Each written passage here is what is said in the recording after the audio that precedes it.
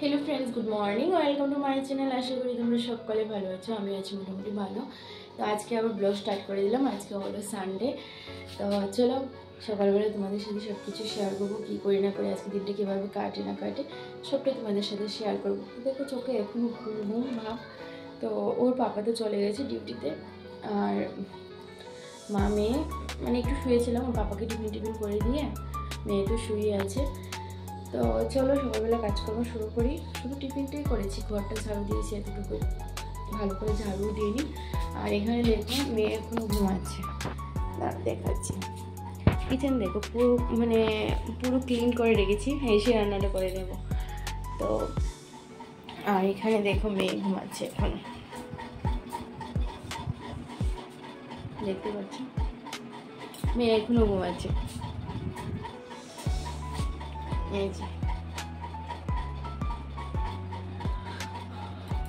আবারও ঘুম পাইছে, কি করবো কিছু বুঝতে পারছি না।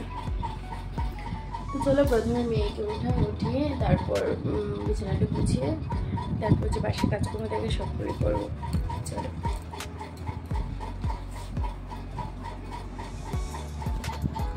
তো এদিকে দেখো ব্রাশ টাশ করে মুখ টুক ধুয়ে ভালো করে তারপর সকালবেলা আবার শুরু করে দিলাম কাজকর্ম।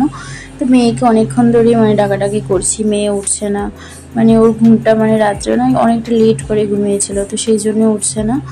তো সেই জন্য ওকেও একটু ডাকাডাকি করছিলাম। তারপর আবার সাইড দিয়ে ও ঘুমিয়েছিল, কিন্তু আমি তো আর বসে থাকলে হবে না, লেট হয়ে যাবে।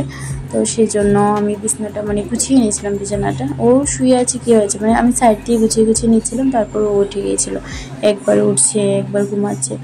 তো আমি তো আমার কাজ শুরু করে দিয়েছিলাম। তো আর বেশিক্ষণ ঘুমিয়ে থাকতে পারিনি, কারণ আমি ডাকাডাকি করছিলাম পিছন থেকে। তো কেউ যদি কানের সামনে অনবরত কথা বলে তাহলে কি ঘুমানো যায়?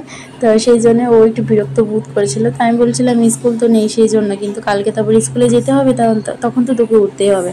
তো এরকম বলে ওকে উঠিয়ে দিয়েছিলাম। তারপর দেখো কাজকর্ম তো কি বলবো, রাত্রে যতটুকু করে রাখি না কেন সকালবেলা সেই আবার আমার মনে হয় যেন কিছুই করিনি এরকম মনে হয়। তো একদিকে আমি ওর পাপার ড্রেস, ওর স্কুলের ড্রেস সেগুলো ধোয়া ছিল, তো সেগুলো আমি একটু পাখার নিচে দিয়ে দিয়েছিলাম, হ্যাঙ্গারের মধ্যে দিয়ে দিয়েছিলাম। সেগুলো নিয়ে ভালো করে আবার আলমারির মধ্যে রেখে দিচ্ছিলাম, দেখতে বিশ্রী লাগছিল। তো এক এক করে সকালবেলা উঠে না এরকম করে যখন সিরিয়াল ওয়াইজ যখন কাজগুলো করি, কোনো এলোমেলো হয় না, কাজও তাড়াতাড়ি কমপ্লিট হয়। তারপর আবার কি বলবো, সব কিছুই তাড়াতাড়ি হয়ে যায়। তো এরকম করে মেয়ে তো উঠে গেল। তারপর চলে আসলাম আবার বেডরুমে, সামনে বেডরুমটাতে চলে আসলাম। তো মেয়েকে ব্রাশ করে হাতে ধরিয়ে দিয়ে তারপর চলে আসলাম। তো কি করবো খুঁজে পাচ্ছি না। তো ভাবলাম যে না, ঘরটা আবার ভালো করে একটু ঝাড়ু দেবো। পাপা যখন গিয়েছিল না, ভালো করে ঝাড়ুটা দেওয়া হয়নি। তো এরকম একটু উপরে দিয়ে দিয়েছিলাম। তো ভাবলাম যে না, ঘরটা ভালো করে ক্লিন করে পোছা টোছা দিয়ে তারপর রান্নার কাজে যাব।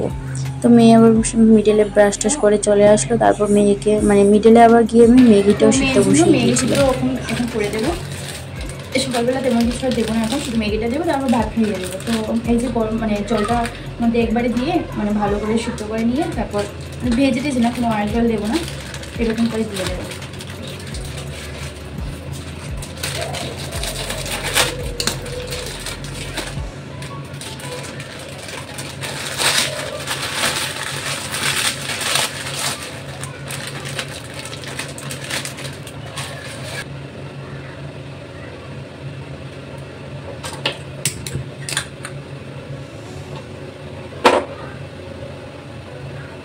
তো এখানে এই যে বসিয়ে দিলাম, এই যে বসিয়ে দিয়েছি।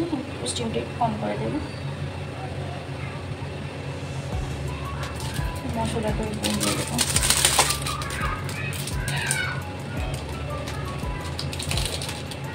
সবটা মশলা দেবো না।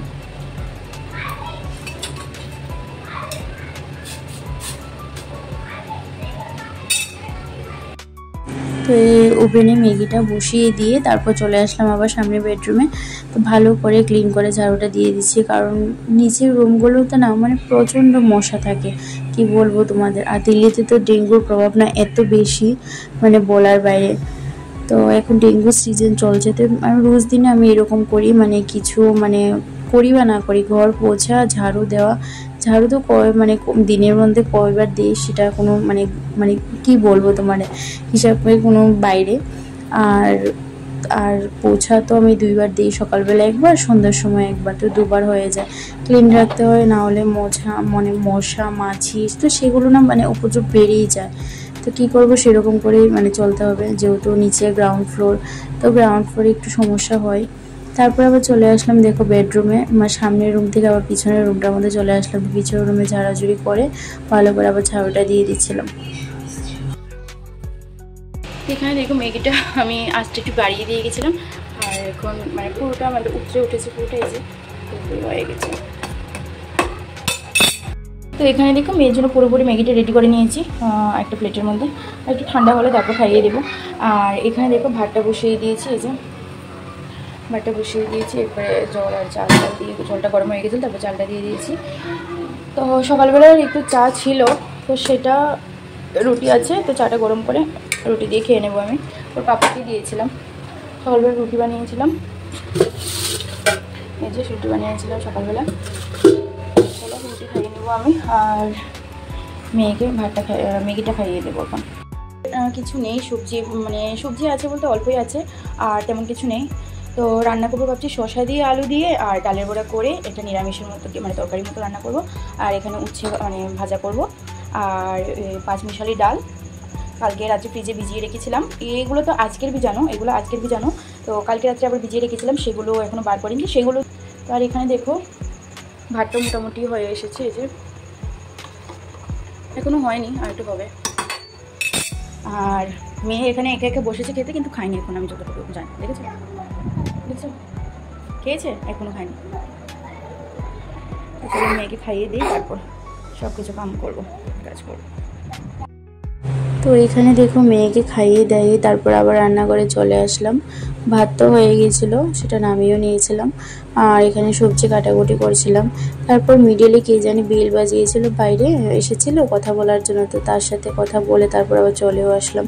তারপর সবজি কাটাকুটি করছিলাম, তো ভাবছিলাম মানে কাটাকুটি করতে করতে ভাবছিলাম যে আসলে কি তরকারিটা খাবে, কারণ ওর পাপা না এরকম মানে কি বলবো, একটু নিরামিষটা একটু কমই পছন্দ করে এরকম। তো ভাবছিলাম খাবে কি না খাবে না, কিন্তু লাস্ট মোমেন্টে সবজিটা ভালো হয়েছিল, মানে বেশ ভালো হয়েছিল। শসা তরকারিতে এমনিতে বেশ ভালোই লাগে। তো তারপর আবার মেয়ে এসে বায়না করেছিল, মেয়ে মানে কিছু একটা খেলার জন্য দেওয়ার জন্য। তো ওকে একটু মানে কি বলবো, একা হয়ে গিয়েছিল। পাশের রুমে যে একটা মেয়ে থাকে, মানে আমার পড়োশি যে থাকে, তো সেও গিয়েছিল মানে ঘোরার জন্য অন্যখানে।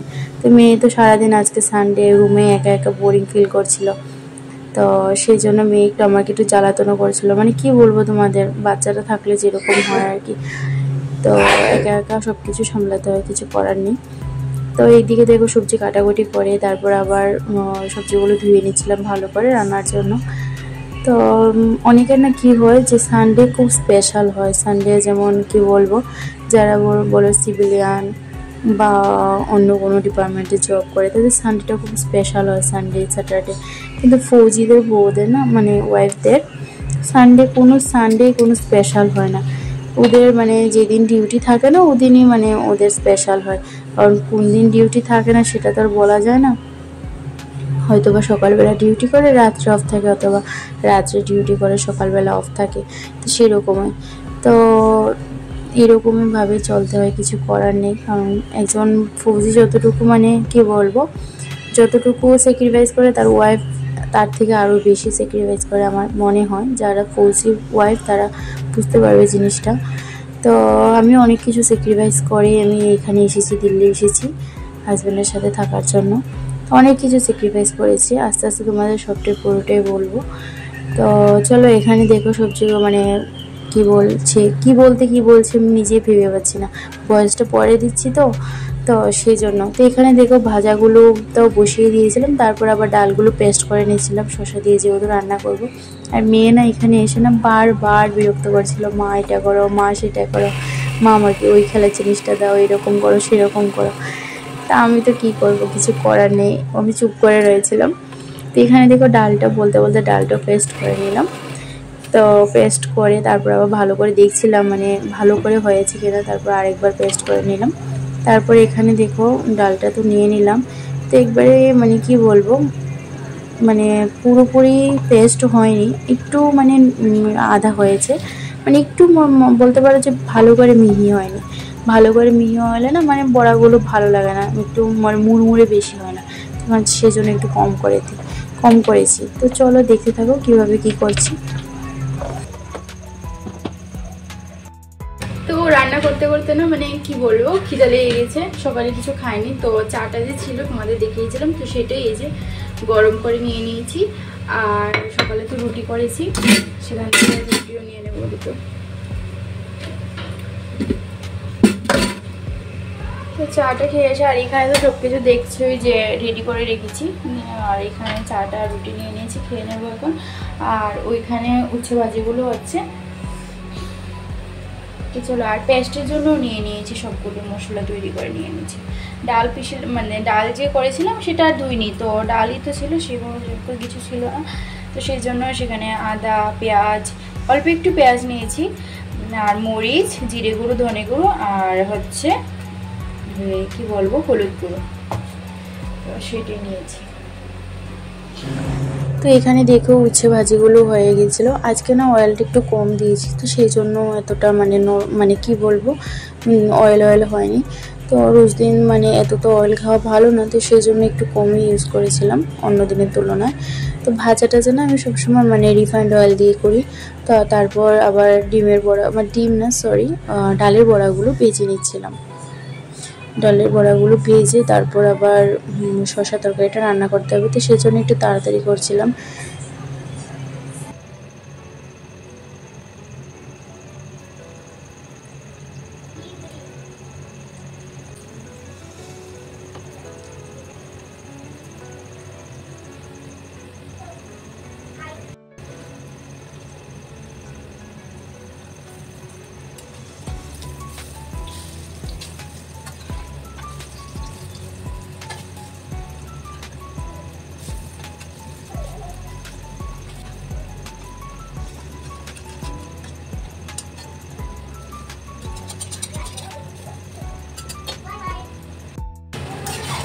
না রে বাবা, না,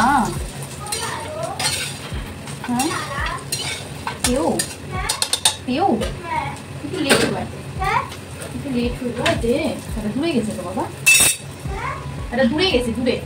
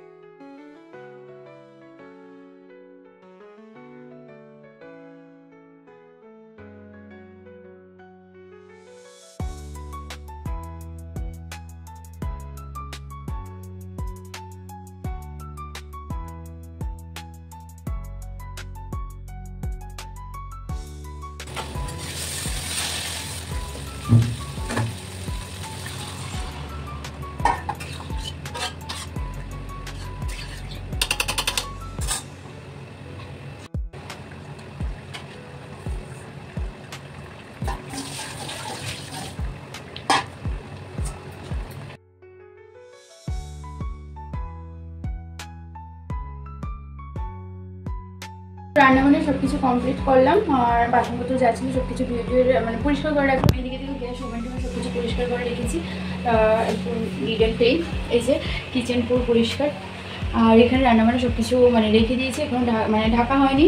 তো তোমাদের তো একটা দেখানো হয়নি, দুটো রেসিপি দেখানো হয়েছে। ভাবছিলাম অল্প কিছু রান্না করবো, কিন্তু হয়ে গেল অনেকটা। তো চলো এখন মেয়েকে ভাতটা খাইয়ে দেবো, ভাতটা খাইয়ে তারপর আমি স্নান করবো, পুজো দেবো, তারপর ও আসলে তারপর একসাথে ভাত খাবো। চলো কী রান্না হয়েছে সেটা তোমাদের দেখিয়ে দিই। তো এখানে দেখো বুটের ডাল করেছি, পেঁয়াজ রসুন দিয়ে একটু ঘন ঘন করে। বুটের ডাল তো বেশ মানে ঘন খেতে ভালো লাগে, তো সেই জন্য একটু ঘন করেছি, পাতলা করিনি। আর ডালের বড়া করেছিলাম, সেটাও তোমরা দেখলেই। আর করেছি হচ্ছে করলা ভাজি, আর সাইডে তো তরকারিটা আছেই, সেটা দেখতেই পাচ্ছ তোমরা কীরকম মানে কালারটা এসেছে, বেশ খেতে বেশ দারুণ হয়েছিল। আর মেয়ের জন্য দেখো এখানে ভাতটা বেড়ে নিয়েছি, ডাল নিয়েছি একটু বেশি করে, আর নিয়েছি হচ্ছে ডালের বড়া দিয়ে আলু একটু শসা নিয়েছি, তো সেটাই।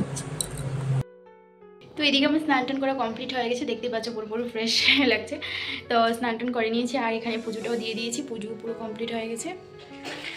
তো আর মেয়েকে স্নান করাবো সেটাই রয়েছে বাকি, আর মেয়েকে খাওয়াটাও সব কিছু কমপ্লিট। কাপড়গুলো ছিল কেচে রেখেছি, ও শাড়ি দিয়ে আসবো, তাহলে মানে পুরোপুরি কমপ্লিট। আর আসলে ভাত খাবো একসাথে, তো এতটুকু আর বাকি আছে, আর কোনো কাজকর্ম নেই। দেখো তো মেয়েকে স্নান টান করিয়ে দেওয়ার পর কিছু কাপড় মানে ছিল ছাদে দেওয়ার জন্য রোদ্রে, তো সেগুলোই দিয়ে তারপর তোমাদের একটু ভিউটা দেখিয়ে দিলাম চারদিকটা। তো সকালবেলা কিছু কাপড় দিয়েছিলাম, তো সেগুলো শুকনো হয়ে গেছে, মানে শুকিয়ে গেছে। আর মেয়ে দেখো এখান দিয়ে কিছু পাখি দেখেছে, সেটা দেখে মানে লাফাচ্ছে। তো আকাশের ভিউটা দেখো মানে বেশ দারুণ লাগছে, তো ভাবলাম না একটু ক্যাপচার করে তোমাদের একটু দেখিয়ে দিই। তো ছাদে আসলে না মানে বিকালবেলার টাইমটার মধ্যে ছাদে আসলে মনটাও ভালো লাগে।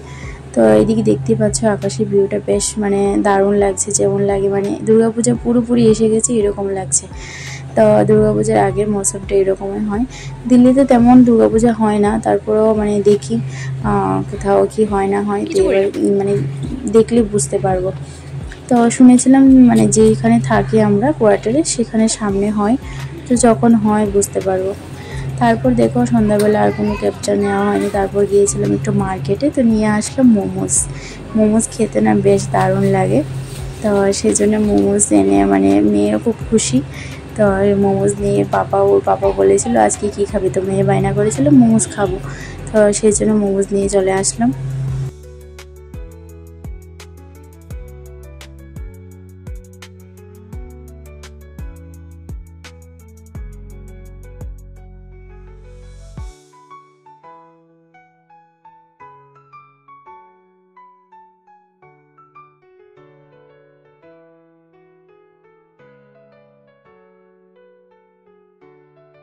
এই ভিডিওটা তোমাদের কেমন লাগলো তোমরা প্লিজ আমাকে কমেন্টে জানিও, আর সবাই আমার পাশে থেকো। যারা যারা নতুন ভিডিওগুলো দেখছো তারা প্লিজ আমার চ্যানেলটাকে ফলো করে দিও। তো সবাই ভালো থেকো, আজকের জন্য গুড নাইট, চলো বাই, কালকে আবার দেখা হবে তোমাদের সাথে, বাই।